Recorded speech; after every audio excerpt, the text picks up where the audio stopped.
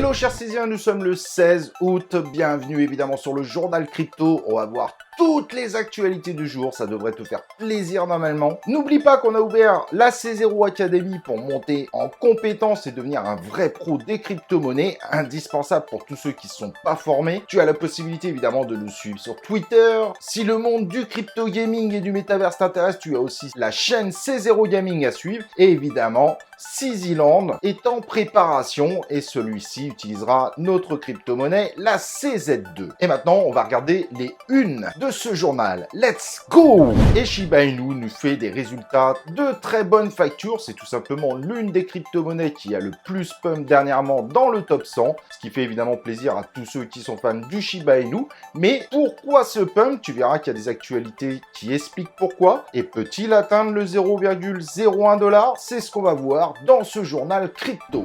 Est-ce qu'on est en bull run ou est-ce un bull trap? On va regarder ça ensemble tout simplement car il est indispensable de regarder l'état des marchés pour bien comprendre ce qui se passe en ce moment. Et je suppose que si tu es fan de la crypto, ça devrait t'intéresser. Donc on va analyser tout ça évidemment dans ce journal crypto. Et maintenant qu'on a vu, chers Césiens, l'ensemble des unes de ce journal, ce que je te propose, c'est de me suivre sur Twitter pour suivre l'ensemble des actualités 24/24, en admettant évidemment que je dorme un petit peu. Et on passe tout de suite à l'ensemble des actualités du jour. Et si vous avez suivi évidemment sur la chaîne, Tornado Cash a été interdit par les régulateurs américains, ça a créé énormément de soucis.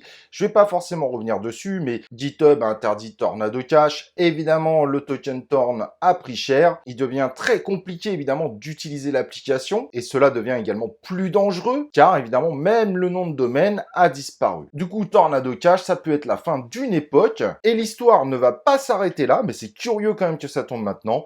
Un des développeurs néerlandais a été arrêté par la police néerlandaise car il aurait également participé à du blanchiment d'argent. Et ça, par contre, ça sent encore plus mauvais. C'est peut-être lié au fait que le régulateur a décidé d'interdire Tornado Cash, régulateur américain, mais on voit bien que là, c'est la grosse tourmente, évidemment, pour ce mixeur de crypto-monnaies. Et la crypto AUSD, très connue dans l'univers d'Acala, a subi une baisse phénoménale puisque celle-ci est descendue à 7 centimes alors qu'elle est censée être toujours stable à 1 $.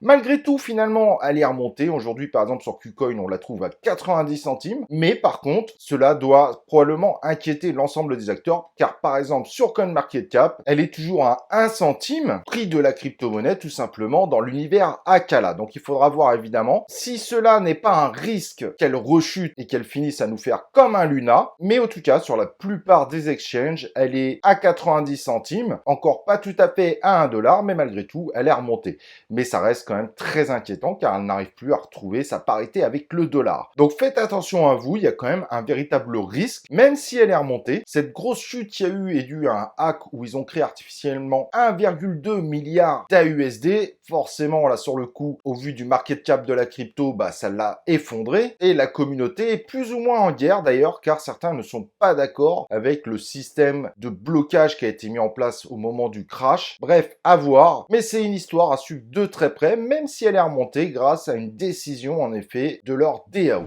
Et pour moi, ça, c'est une révolution, vraiment. Je trouve que l'idée est excellente avec Machan Kura. Il est possible de se passer du Bitcoin d'une personne à une autre sans avoir une connexion Internet. Ceci passe évidemment par la configuration d'une adresse sur le Lightning Network qui, on vous en a parlé il y a déjà un petit moment, qui est une véritable révolution dans l'univers du Bitcoin. Cette actualité peut paraître anodine, mais c'est une véritable révolution dans l'univers des crypto-monnaies et nul doute que cela devrait continuer à se déployer et au-delà évidemment du Bitcoin, même si actuellement c'est ouvert que dans certains pays africains. Nul doute qu'on devrait en entendre parler encore plus dans le futur, en tout cas très belle avancée. Et là on peut commencer à parler de paiement justement, de monnaie, même si finalement la tokenomics du Bitcoin n'y est pas forcément 100% adaptée. Mais en termes d'échange, c'est une grosse révolution. Évidemment, la grosse actualité qu'il fallait pas louper, mais je suis en vacances donc je suis un petit peu moins présent. BlackRock annonce tout simplement le lancement d'un trust privé afin évidemment évidemment, tu l'auras bien compris, de proposer du Bitcoin à leurs clients. Et attention, chez BlackRock, c'est pas n'importe quel client. À voir évidemment comment ça va se passer. C'est vrai que 3 Arrows Capital et son effondrement n'amènent pas que de l'enthousiasme à voir BlackRock commencer à se lancer dans cet univers, mais d'autres sont complètement enthousiastes et pensent que ça va faire flamber le Bitcoin. À voir, mais en tout cas, c'était une actualité très importante dans l'univers évidemment des crypto-monnaies.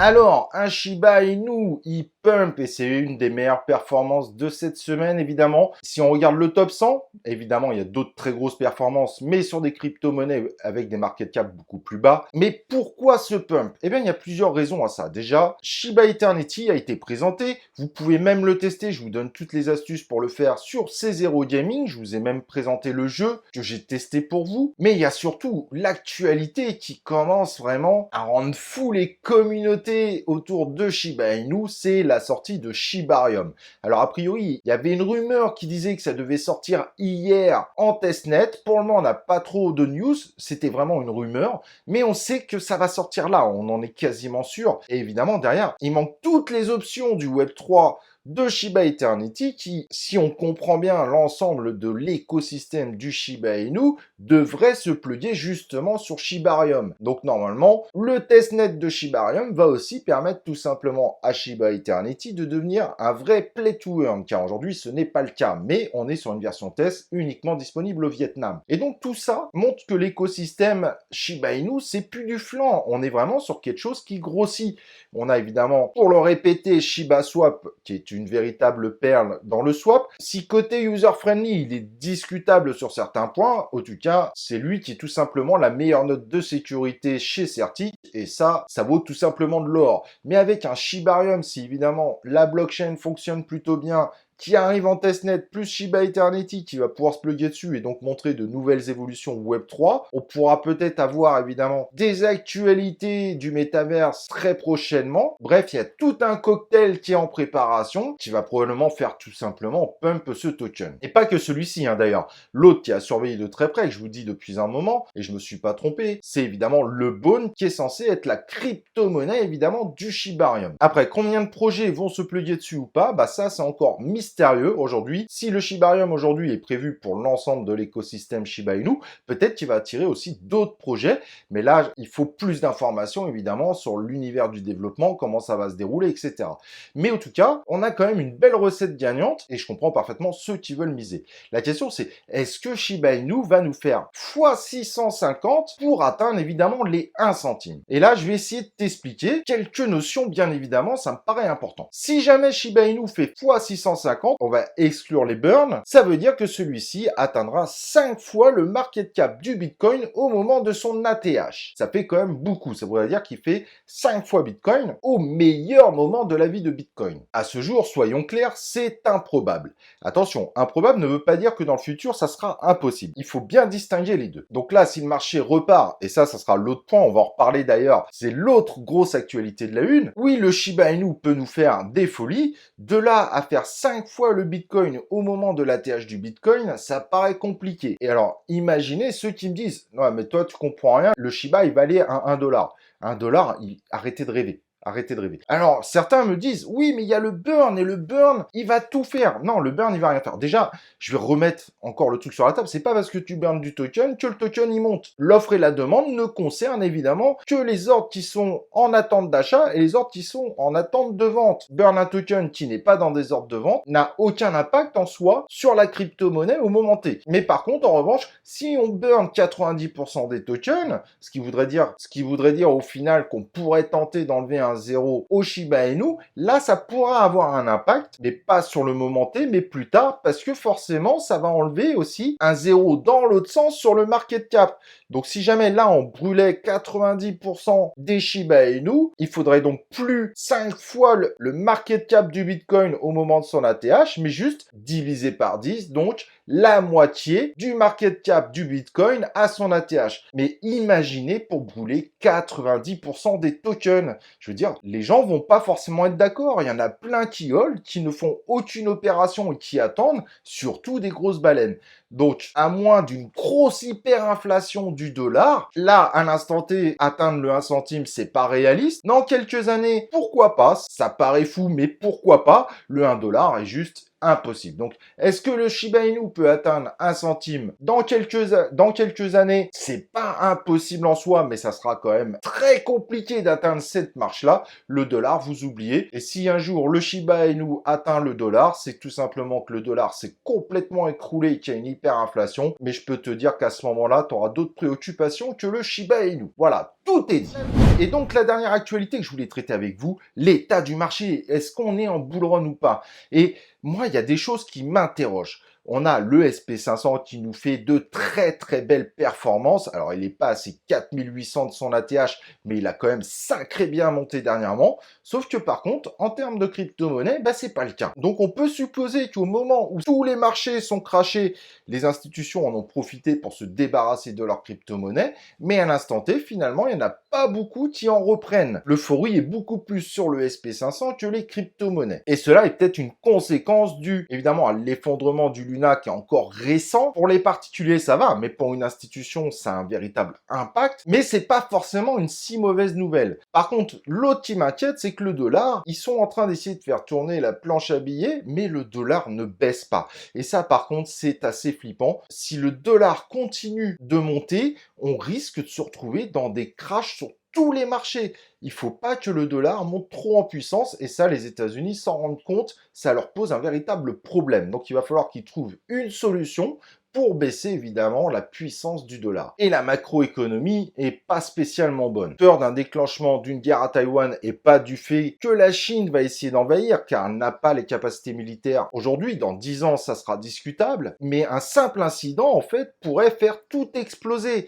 Et de l'autre côté, pareil, en Ukraine, actuellement, il y a de grosses inquiétudes autour, évidemment, de la centrale nucléaire Zaporizhzhia. Et ça peut avoir des gros impacts. On voit aujourd'hui que le risque grossit de jour en jour. Et il y a même une unité de pompage qui a été touchée. Donc, ce qui pourrait potentiellement amener, évidemment, à une catastrophe nucléaire et qui serait très mauvais, car finalement, tout ce qui était blé, qui était une bonne nouvelle, on commence à réussir à en ressortir. L'explosion d'une centrale comme Zaporizhzhia, juste au moins sur la partie du blé, parce qu'évidemment, il y aura d'autres conséquences, c'est terminé. Le blé ne ressortira plus d'Ukraine à ce moment-là. Et forcément, on repartira dans les mêmes craintes monumentales. Donc, c'est très compliqué, évidemment, de se positionner aujourd'hui. Ce qui est très étonnant, évidemment, c'est que la crypto-monnaie, aujourd'hui, ne suit plus vraiment le SP500. Mais finalement, on pourrait être à un moment clé où si jamais le SP500 se met à refondre, qu'on est finalement en bull trap, peut-être que finalement, la crypto-monnaie pourrait enfin devenir ce fameux actif alternatif tel que l'or. Donc, est-ce que le Bitcoin va aller vers les 100K?